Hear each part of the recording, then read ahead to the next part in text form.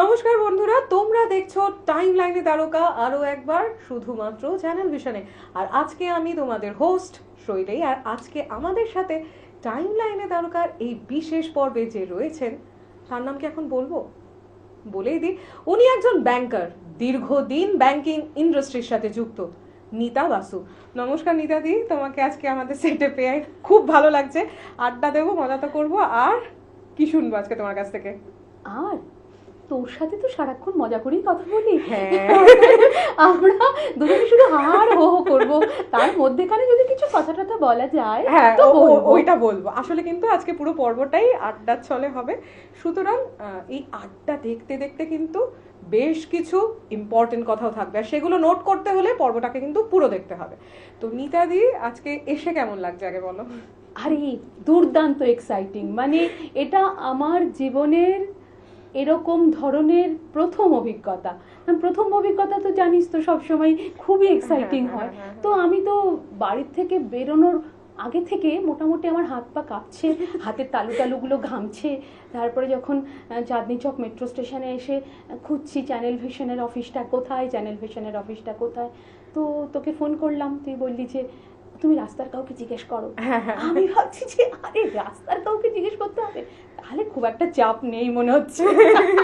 না, সত্যি চাপ নেই। আর আমরা চ্যানেল ভিশনে সবাই খুব আড্ডা মজা করেই আমরা পডকাস্টগুলো করি। আর আমাদের ক্যামেরার ওপাশে যারা দাদারা রয়েছেন, যারা এই টেলিভিশনে এই পর্বগুলোকে শুট করেন এবং এডিট করেন, তারাও ভীষণ মানে আমাদের ফ্যামিলির মতো আর কি। তো প্রথমে আমি যে কোয়েশ্চেনটাতে তোমাকে যাব, যে ছোটবেলা থেকে তোমার বড় হওয়া এবং ব্যাংকিংয়ে আসা, মানে তুমি ছোটবেলা থেকে কি মানে এই ইন্ডাস্ট্রিতে আসবে বলেই চিন্তা করেছিলে, নাকি পরিবেশ পরিস্থিতি অনুযায়ী চলে আসা? না, ছোটবেলায় একদম যদি ছোটবেলাটার কথা বলতে হয়, আমি কিন্তু বড় হয়েছি মামা বাড়িতে। আচ্ছা। আমার মা যখন মা বাবা দুজনেই আমার 7 দিন বয়সে, তখন আমাকে দিদার কাছে ছেড়ে রেখে চলে যায় মায়ের মাধ্যমিক পরীক্ষা দিতে। তো তারপর থেকে আমি বড় হয়েছি দিদার কাছে, মামা বাড়িতে, মামা মাসির সান্নিধ্যে। আমি যখন ক্লাস 6, তখন হঠাৎ করে আমার বাবার মনে হলো, আরে আমার তো একটা বড় মেয়ে আছে, তাকে তো একটু দেখা টাকা উচিত, আমার তো এটা দায়িত্ব কর্তব্যের মধ্যে পড়ে। তখন সে দাদু দিদার কাছে বলল, আমাদেরকে ফেরত দিয়ে দাও, আমরা আমাদের মেয়েকে নিয়ে চলে যাব। আচ্ছা। ব্যাস, আমি তো চলে গেলাম বাবা মায়ের কাছে। যেটা সবচেয়ে বড় ব্যাপার হলো, খুব ধীরে ধীরে ধীরে ধীরে যত বড় হতে থাকলাম, তত আমার বাবা কিন্তু আমার ভীষণ বন্ধু হয়ে গেল। তার কারণ ছিল, বাবা একটা ভীষণ আধুনিক মানুষ ছিল। সেই আধুনিক মানুষটা সবসময় আমাদেরকে একটা কথা বলে বড় করেছে, যে নিজের পায়ে দাঁড়াতে হবে, নিজের পায়ে দাঁড়াতে হবে। মেয়েরা যদি অর্থনৈতিকভাবে স্বাধীন যতদিন না হবে, ততদিন মেয়েদের কোনো স্বাধীনতা নেই। এই কথাটা আমি অন্তত পক্ষে 5-6 থেকে কানের মধ্যে একদম রেডিওর মতো শুনতাম সারাদিন। এই কথাটা তিনি যে শুধু মানে তার মেয়েদেরকে বলেছেন, আমরা 2 বোন, আমার বোন হাই স্কুল টিচার, আমরা যে শুধু 2 বোন শুনেছি তা নয়, আমার মাকেও কিন্তু বাবা মাধ্যমিকের পরে গ্র্যাজুয়েশন পর্যন্ত পড়িয়েছে, তারপরে তাকে একটা প্রাইমারি স্কুল টিচার করিয়েছে। মানে উনি মেয়েদের স্বাধীনতার সপক্ষে ছিলেন। তো সেই কারণেই প্রথম থেকে আমরা কিন্তু এই মানসিকতা নিয়েই বড় হয়েছি, যে বড় হয়ে নিজের পায়ে দাঁড়াতে হবে। এই মন এবং মানসিকতা থাকাটা মানে কত বড় ঔদার্য, মানে চিন্তাই করা যায় না। সেটা আজকের যুগে এসে ভাবি, যখন দেখি আমার কন্টেম্পোরারি সব আমার বন্ধু বান্ধব, তারা বেশিরভাগই হাউস ওয়াইফ, বেশিরভাগই। তো তখন আমি মনে করি আমি ব্লেসড যে আমার বাবা আমাকে এই কথাটা বলতেন। অনেক এগিয়েছিলেন। হ্যাঁ, চিন্তা ভাবনার দিক থেকে অনেকটা এগিয়েছিলেন, এবং চাইতেন যে তার মেয়েরা যে কোনো পৃথিবীর যে কোনো লড়াইতে লড়ে নিক। সবসময় বলতেন যে পারি না এই কথাটা কখনো বলবে না, সবাই সবকিছু পারে, মানুষ চাঁদে যাচ্ছে আর তোমরা একটা সামান্য কাজকে বলছো পারি না, এটা কখনো বলবে না। এই আমাদের একটা লড়াই করার মানসিকতা উনি কিন্তু ছোটবেলা থেকে আমাদেরকে তৈরি করে দিয়েছেন। দ্বিতীয় ক্ষেত্রে যাচ্ছি, যেহেতু তুমি ব্যাংকিং এ রয়েছো আর আমার খুব ইচ্ছা করছে এই প্রশ্নটা করতে, আমাদের দর্শক বন্ধুরা যারা রয়েছেন একদম ছোট থেকে একদম বড়রাই এই পডকাস্টটা সবাই দেখেন মোটামুটি। তো আমি প্রথমে এল্ডারলি সিটিজেনের কাছে যাচ্ছি না, আমি যাচ্ছি যে ধরো যারা স্টুডেন্ট, হয়তো চাকরিতে ঢুকছে বা হয়তো তারা সবে সবে পড়াশোনা করছে, টাকা জমানোর চেষ্টা করছে, তারা কি করতে পারে? আমি যেহেতু ব্যাংকার, আমি তো বলবো একদম প্রথমেই একটা ব্যাংক অ্যাকাউন্ট খুলে ফেলো, তারপরে খুব ছোট্ট ছোট্ট করে অল্প অল্প করে শুরু করো সঞ্চয় করা। এখানে আমি একটা উপদেশ দিতে চাই। আমরা সাধারণভাবে সব মানুষ আমরা মনে করি যে আমাদের সারা মাসের খরচা করার পরে যেটুকু বাকি থাকবে সেটুকু আমরা সঞ্চয় করব। এটা হলে কোনোদিনও সঞ্চয় করা যাবে না। তোমাকে মাসের প্রথমেই সঞ্চয়টুকুকে আলাদা করে সরিয়ে রাখতে হবে। সঞ্চয়টুকুকে আলাদা করে সরিয়ে রাখার পর যেটুকু বাঁচলো সেটুকু দিয়ে আমাকে খরচা চালাতে হবে। এই মানসিকতা তুমি যদি প্রথম থেকে রাখো তাহলে কোনো অসুবিধা হবে না সঞ্চয় করতে। এবং সঞ্চয় করাটা একটা মানসিকতা। সেই সঞ্চয় করতে গেলে এই মনটা থাকতে হয় যে আমি সঞ্চয় করব। যেমন আমি সব মোটামুটি যা আসে আমি চেষ্টা করি তার সিংহভাগ যাতে পুরোটাই খরচা হয়ে মানে ফেলে দেওয়া যায়, পুরোটাই খরচা হয়ে যায়। মাঝে মাঝে আমি বকাঝকাও খাই, চেষ্টা করছি স্বভাবটাকে। বকাঝকা করে নিশ্চয়ই? হ্যাঁ, একদমই করে, কিন্তু খুব একটা যে তার জন্য আমার খুব পরিবর্তন হচ্ছে সেটাও নয়। আমি চেষ্টা করছি নিজের মতো করে। না, কিন্তু করতে হবে, সঞ্চয় করার অভ্যাস করতে। সেটা অবশ্যই করব। এবার আসি আরেকটা খুব কমন টার্ম যেটা আমরা খুব শুনি আর কি, মানে ব্যাংকিং ইন্ডাস্ট্রিতে বলো, যেটা আমার মা আমাকে খুব বলে, এই তুমি প্রসঙ্গটা তুললে বলে আমি বললাম যে তুই কিছু জমাচ্ছিস না তো, দাঁড়া তোর নামে ফিক্সড ডিপোজিট করে দিচ্ছি, তুই কোনো কথা শুনিস না। এই ফিক্সড ডিপোজিট ব্যাপারটা যদি একটু ক্যামেরার ওপারের লোকদেরকে একটুখানি বুঝিয়ে বলো। ফিক্সড ডিপোজিট এমনই একটা সঞ্চয় যেটার জন্য তুমি লং টার্মে চিন্তা করছো। আমি 5 বছরের জন্য এই টাকাটা আমার প্রয়োজন নেই, আমার টাকাটা প্রয়োজন 5 বছর বাদে। সেই টাকাকে সঞ্চয় করে রাখার জন্য ফিক্সড ডিপোজিট। আমি একটা কোনো উদ্দেশ্য নিয়ে জমাচ্ছি যে 5 বছর বাদে আমি মেয়ের বিয়ে দেব, কি ছেলে নতুন করে কলেজে ঢুকবে, আমার তখন একটা মোটা টাকা দরকার, আমি সেটাকে ফিক্সড ডিপোজিট করে রাখলাম। এছাড়াও যারা সিনিয়র সিটিজেন, মানে চাকরি করছে বা রিটায়ার করলো, সেটা সরকারি হোক কি বেসরকারি হোক, যে কোনো সেক্টরেরই, তারা যখন মনে করবে, সরকারি চাকরিতে তো তুই জানিস যে তাদের একটা নির্দিষ্ট পেনশন আছে, কিন্তু বেসরকারি চাকরিতে তো কোনো পেনশন নেই, তখন আমরা আমাদের দেশের নাগরিকরা এখনো পর্যন্ত কিন্তু ফিক্সড ডিপোজিটের যে সুদ মান্থলি পাওয়া যায় তার উপর নির্ভর করে থাকে। তো তখন তারা করেন কি, একটা লং টার্ম মেয়াদে ফিক্সড ডিপোজিট করে দেয়, যেটার সুদে তারা প্রত্যেক মাসে মাসে সেটা সংসারের খরচের জন্য হোক কিংবা খুবই ভালো প্ল্যান। হ্যাঁ, একদমই তাই, খুবই ভালো প্ল্যান। শুধু নয়, এটার জন্য যে ব্যাপারটা দরকার, আর একটা কথা এখানে, এখন এটা সবাই বোধহয় জানেন যে সিনিয়র সিটিজেনরা 50 পয়সা বেশি সুদ পান, এটা কি তুই জানিস? একদম একদম। আচ্ছা, তাহলে মা যদি সিনিয়র সিটিজেন হয়ে যায়, তাহলে তোর টাকা পয়সা যখন রাখবি না, তখন মায়ের নামটা ফার্স্ট নেম করে তোর নামটা সেকেন্ড নাম করে রাখবি, তাহলে তুই কিন্তু 50 পয়সা বেশি সুদ পাবি।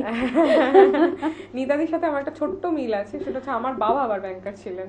ও, তো বাবা মোটামুটি মানে যাই হোক, তিনি যখন চাকরি করতেন বা কিছু, এখন আপাতত মানে বর্তমানে বাবা নেই, কিন্তু বাবাও ব্যাংকার ছিলেন। কিন্তু আমি আবার বাবাকে একটু বেশি ভয় পেতাম বলে ওই রাস্তাটাতেই হাঁটতাম না আমি কিছু জিজ্ঞাসা করা। তো আমি আজকে যেহেতু নিতাদিকে পেয়েছি, দর্শকদের কতটা মানে আমি তথ্য দিতে পারছি নিতাদির মাধ্যমে আমি জানি না, আমি নিজে কিন্তু বেশ কিছু তথ্য নিয়ে নিচ্ছি। এবার আমার মাথায় প্রশ্ন জাগলো, আমি সেভিংস অ্যাকাউন্ট সম্বন্ধে জানি, আমি রেকারিং সম্বন্ধে জানি, কিন্তু অ্যাকাউন্ট আর কি কি ধরনের হয়? বিভিন্ন রকম অ্যাকাউন্ট হয়, এটা তোকে এরকম এত ছোট্ট করে বোঝাতে পারবো না, তার নামগুলো বলে দাও যাতে করে বুঝতে পারি। সেভিংস অ্যাকাউন্ট তো সবাই তো আমরা জানি যে যেটাতে আমরা সব সময় লেনদেন করছি, ওটা একটা ডিমান্ড ডিপোজিট। কেননা আমার যখনই টাকা দরকার হবে আমি একটা ফর্ম ফিল আপ করলেই কিংবা চেক দিলেই আমি টাকা নিতে পারবো।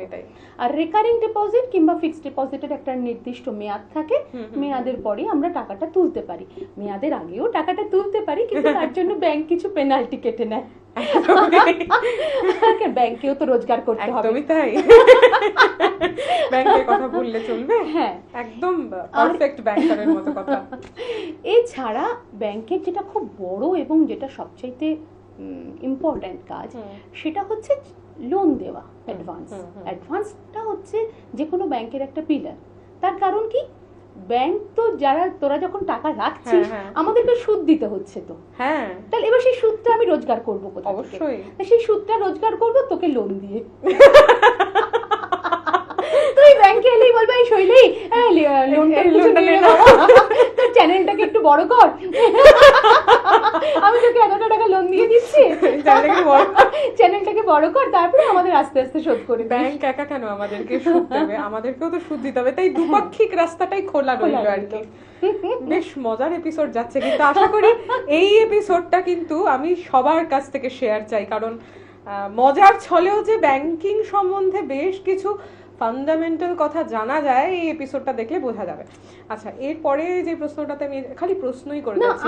আমি তোকে প্রশ্ন করি এবার। হ্যাঁ, বলো। প্রশ্ন নয়, আমি জাস্ট একটা জানাতে চাই, ব্যাংকের কথা যখন তুই এখন জিজ্ঞাসা করছিস এতটা করে, মানে এতটা ডেপথে, আমি এখন দর্শক বন্ধুদের কিন্তু একটু কি করতে চাই বলতো, তাদেরকে একটুখানি সাহায্য করতে চাই বলতে পারিস, কিংবা তাদেরকে একটু সতর্ক করতে চাই। কি ব্যাপারে সতর্ক?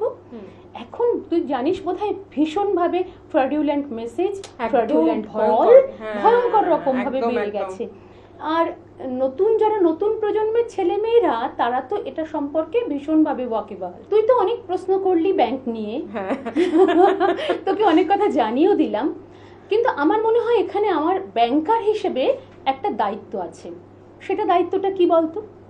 তুমিই বলো। সেটা হচ্ছে যে তুই তো জানিসই, এবং আমাদের দর্শক বন্ধুরাও সবাই জানেন যে এখন ভীষণ পরিমাণে ফ্রডুলেন্ট মেসেজ এবং ফ্রডুলেন্ট লিংক, ফ্রডুলেন্ট কল, এগুলো ভীষণ বাড়বাড়ন্ত। জামতারা গোষ্ঠী তো আছেই। আমি দর্শক বন্ধুদের মধ্যে যারা নতুন প্রজন্মের মানুষ, তারা এটা নিয়ে সবাই ওয়াকিবহাল, কিন্তু আমি মেসেজটা দিতে চাই একটু যারা বয়স্ক কিংবা সিনিয়র সিটিজেন, তাদেরকে, যে ভীষণ ভীষণ বিপদ চলছে আমাদের এই ব্যাংক অ্যাকাউন্টের ক্ষেত্রে। আপনাদের কোনোভাবেই কোনো লিঙ্কে আপনারা ক্লিক করবেন না, কখনো কোনো ওটিপি দেবেন না, কারোর কোনো ফোন এরকম এলে কাউকে এন্টারটেইন করবেন না। আপনাদের একদম গ্যারান্টি দিয়ে আমি বলছি, কোনো ব্যাংক কখনো কোনো ওটিপি চায় না, কখনো কোনো লিঙ্ক ক্লিক করতে বলবে না, একদম এটা নিশ্চিন্ত থাকুন। এগুলোকে যারা আপনারা কাস্টমার, তারা যতক্ষণ পর্যন্ত না রেজিস্ট করবেন, এই গোষ্ঠীগুলো কিন্তু এভাবে ফ্রডুলেন্ট অ্যাক্টিভিটি চালিয়েই যাবে, এবং এটাকে মনে হয় ভীষণ বারে বারে প্রচার করা উচিত যে কোনো রকম এন্টারটেনমেন্ট যেন এই দলগুলোকে না করা হয়। আচ্ছা, ধরো প্রত্যেকটা ব্যাংকেরই নিজস্ব একটা করে অ্যাপ থাকে, আবার জিপেও থাকে, তো আমি তোমাকে জাস্ট জিজ্ঞাসা করছি যে তোমার কি মনে হয়, মানে যেটা আমরা সবার কাছে পরিচিত জিপেটা ব্যবহার করা খুব প্রয়োজন, নাকি যেগুলো ব্যাংকের নিজস্ব অ্যাপ আছে তার মাধ্যমে টাকা পয়সা লেনদেন করাটা বেশি সিকিউর? সিকিউর দুটোই, দুটোই সিকিউর। দুটোর অ্যাক্টিভিটির মধ্যে একটু তফাৎ আছে। জিপে যেমন কিছুটা পরিমাণ পর্যন্ত টাকা তোকে ট্রানজাকশন করতে দেবে, খুব বড় অ্যামাউন্ট দেবে না, যেটা তুই ব্যাংকের নিজস্ব অ্যাপে গিয়ে করতে পারলে তার এক্সপ্যানশনটা বেশি অনেকটাই। হ্যাঁ, তো এগুলো সব সিকিউর, কিন্তু সিকিউর না হচ্ছে ওই ফোন কল, ওই ওটিপি শেয়ারিং, ওই লিংকে ক্লিক করা, এগুলো একেবারেই মানে মাথায় রাখতে হবে। কেউ ব্যাংক থেকে ফোন করে যে আমি অমুক ব্যাংক থেকে বলছি, আপনার এটা ফিক্সড ডিপোজিট আছে, এটা সমস্যা হয়েছে, কেওয়াইসির জন্য ফর্ম দিন, এইগুলো করা যাবে না, কারণ ব্যাংকাররা নিজেদের কাজ নিয়ে সারাদিন এতটাই ব্যস্ত থাকে যে ইন্ডিভিজুয়াল কাস্টমারকে ফোন করে তাদের সম্বন্ধে বলাটা তাদের পক্ষে খুবই চাপের ব্যাপার না, এটা নেক্সট টু ইম্পসিবল। একদমই তাই। যদি পার্টিকুলার কোনো বিষয়, এবং যদি কখনো এরকম ফোন কল আপনার মনে হয় যে ব্যাংক থেকে করছে, সঙ্গে সঙ্গে নিজের ব্রাঞ্চে গিয়ে যোগাযোগ করুন। হ্যাঁ, কোনো ওটিপি শেয়ারিং নয়, কোনো লিংকে ক্লিক নয়, একদম সরাসরি ব্যাংকে চলে যান। এটা একটা খুব মানে ম্যান্ডেটরি পয়েন্ট, একদম ম্যান্ডেটরি পয়েন্ট, যে আমরা পডকাস্টের শুরুতেই যেন এই কথাটা আলোচনা করে নিলাম। আরেকটা হচ্ছে, ধরো আমরা যারা অনেক সময় বাইরে ঘুরতে যাচ্ছি অথবা ধরো কোনো কাজের সূত্রে যাচ্ছি, বাইরে মানে ধরো দেশের বাইরে যাচ্ছি, তো সেক্ষেত্রে আমাদেরকে কি ব্যাংক কোনো ধরনের কার্ড প্রোভাইড করে যেটা দিয়ে আমরা ধরো মানে আমরা ডিজিটাল মানি ওটার মাধ্যমে ক্যারি করতে পারি বা ওখান থেকে উইথড্র করতে পারি? তবে সেটা সব ব্যাংক করে না, কিছু আচ্ছা, হ্যাঁ বিশেষ কিছু ব্যাংক আছে যারা এইগুলো প্রোভাইড করে। আচ্ছা, আমরা তো নামটা না বলেও আমরা মানে জিনিসটা সম্বন্ধে তো জানতে পারি তোমার কাছে। হ্যাঁ, ওটা কার্ড থাকে। এটা আমার জিনিসটা, এখানে তোকে একটা কথা বলে রাখি, আমি কিন্তু গ্রামীণ ব্যাংকে চাকরি করি। হ্যাঁ, সেটা আমি জানি। হ্যাঁ, ওয়েস্ট বেঙ্গল গ্রামীণ ব্যাংক, যেটা কাজ করে পুরো ওয়েস্ট বেঙ্গলে। এবং যেটা সবচাইতে মজার কথা, এটা মজার কথা আমি বললাম বটে, কিন্তু এটা আসলে কেন্দ্রীয় সরকারের একটা যোজনার কথা। কি সেটা হচ্ছে যে পশ্চিমবঙ্গতে এখন গ্রামীণ ব্যাংক একটাই, এবং সেই গ্রামীণ ব্যাংকের নেটওয়ার্ক স্টেট ব্যাংকের পরে আমরা হচ্ছে সেকেন্ড লার্জেস্ট আমাদের ব্রাঞ্চ। আরে বাহ! তো এখানে তবু ভারত সরকার যখন গ্রামীণ ব্যাংকে তৈরি করেছিল, তারা তৈরি করেছিল মূলত গ্রামের মানুষকে সার্ভিস দেওয়ার জন্য। কিন্তু তারপরে বুঝি শুধু গ্রামের মানুষকে সার্ভিস দিয়ে তো কোনো ব্যাংক টিকে থাকতে পারে না, তাদেরকে শহরে ব্যবসা করতে হচ্ছে, সবই করতে হচ্ছে। কিন্তু তাদের সঙ্গে সঙ্গে যেটা করতে হচ্ছে যে গ্রামীণ ব্যাংকের নামটা এখনো পর্যন্ত কিন্তু পশ্চিমবঙ্গের মানুষ সেভাবে পরিচিত নয়। আমাদের কাছে এখন এই মুহূর্তে একটা বড় চ্যালেঞ্জ গ্রামীণ ব্যাংককে আমাদের পশ্চিমবঙ্গের মানুষের সাথে পরিচিতি ঘটানো। এবং আমাদেরও যেহেতু লার্জলি আমাদের যেহেতু সারা ভারতবর্ষের প্রত্যেকেই দেখেন এই চ্যানেলটা, এবং যেহেতু আমাদের চ্যানেল ভিশনের ডিজিটাল মাধ্যম রয়েছে ফেসবুক এবং অ্যাজ ওয়েল ইউটিউব, তার মাধ্যমে সারা বিশ্বের মধ্যে আমাদের কিন্তু নেটওয়ার্কিংটা যায়। তো সেখানে দাঁড়িয়ে আমি তোমাকে একবার বলবো যে তুমি গ্রামীণ ব্যাংক সম্পর্কে এবং তাদের কার্যবিধি সম্পর্কে সংক্ষিপ্ত যদি কিছু একটা ধারণা এখন আবার একটুখানি দাও আর কি। গ্রামীণ ব্যাংক সম্পর্কে প্রথমে যেটা বলতে গেলে বলতে হয়, গ্রামীণ ব্যাংক হচ্ছে সরকারের নিজস্ব ব্যাংক। ভারতবর্ষে জরুরি অবস্থা একটা ঘোষণা করা হয়েছিল, তুই হয়তো জানবি না, তুই তখন খুবই ছোট। ইন্দিরা গান্ধী জরুরি অবস্থা যখন ঘোষণা করেছিলেন, তারপরে তিনি গ্রামীণ ব্যাংককে প্রতিষ্ঠা করেন তার ইমেজটাকে, কেননা জরুরি অবস্থা ঘোষণা করার পর ইন্দিরা গান্ধীর ইমেজটা একটু খারাপ হয়েছিল, রাজনৈতিক ইমেজ। তখন তিনি সেই রাজনৈতিক ইমেজটাকে একটু পরিশুদ্ধ করবার জন্য কিংবা একটু ভালো করবার জন্য উনি অনেকগুলো মেজার নিয়েছিলেন, তার মধ্যে একটা হচ্ছে গ্রামীণ ব্যাংক। এখন গ্রামীণ ব্যাংক পুরো ভারতবর্ষে ব্যবসা করছে, এবং সেই ব্যবসা এতটাই বড় যে সে কিন্তু পাবলিক সেক্টর ব্যাংকগুলোর সাথে একদম কম্পিটিশন দিয়ে ব্যবসা করছে। এবং যা যা কিছু পাবলিক সেক্টর ব্যাংকগুলো কাস্টমারদের প্রোভাইড করে সবই গ্রামীণ ব্যাংকও করে, শুধুমাত্র বিদেশের সাথে বাণিজ্য ছাড়া।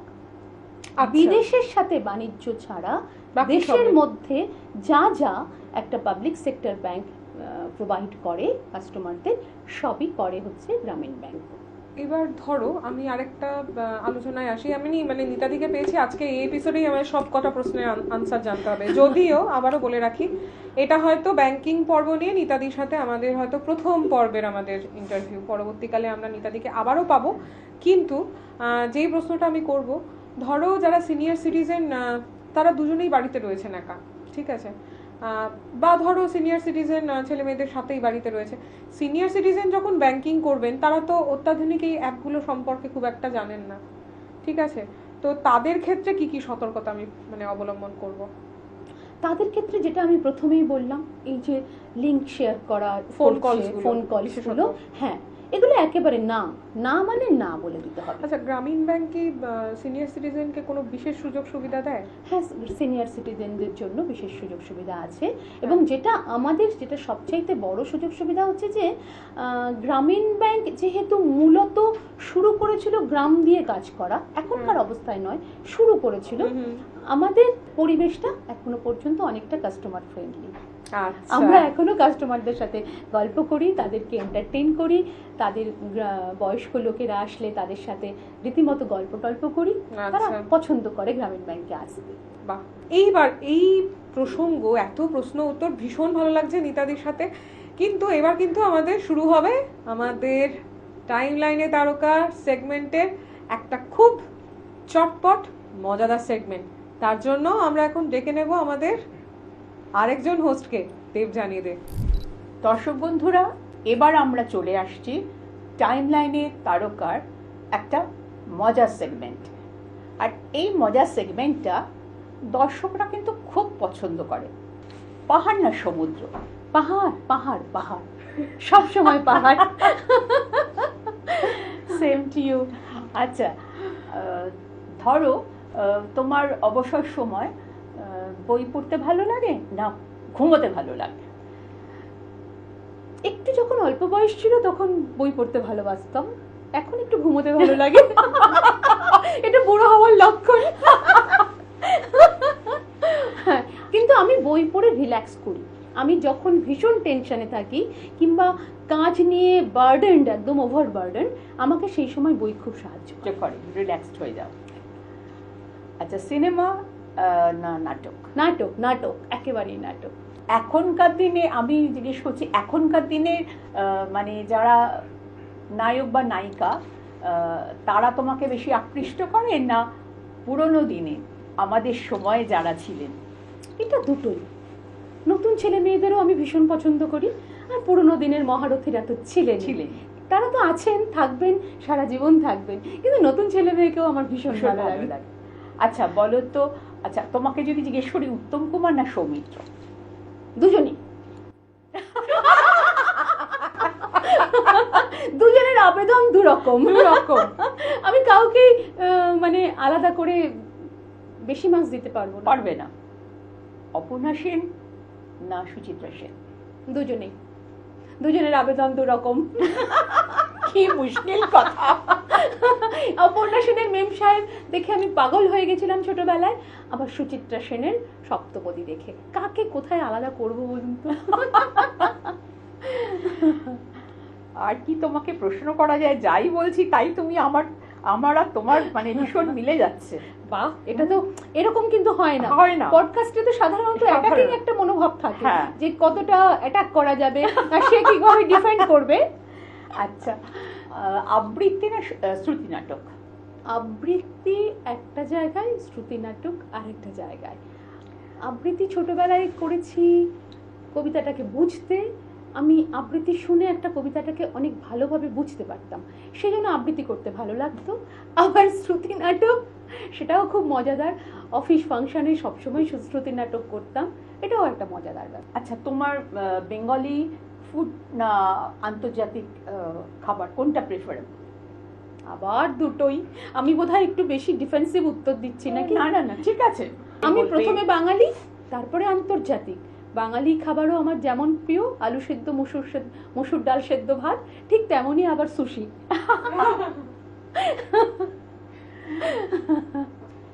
তাহলে আজকে পর্বটা আমরা এখানেই শেষ করছি। শিগগিরই দেখা হচ্ছে আবার। আর আমাদের তরফ থেকে মিতার জন্য রয়েছে ছোট্ট একটা ভালোবাসার উপহার। আরে বাস, পডকাস্টে এসে ইন্টারভিউ দিয়ে আবার যেরকম উপহার পাওয়া যায়, এটাও আমার প্রথম অভিজ্ঞতা। আর thank you so much. Welcome. আর এটা হচ্ছে তোমার প্রয়োজনীয় লেখনীর যন্ত্র। Thank you so much. আবার তাহলে দেখা হচ্ছে খুব শিগগিরই।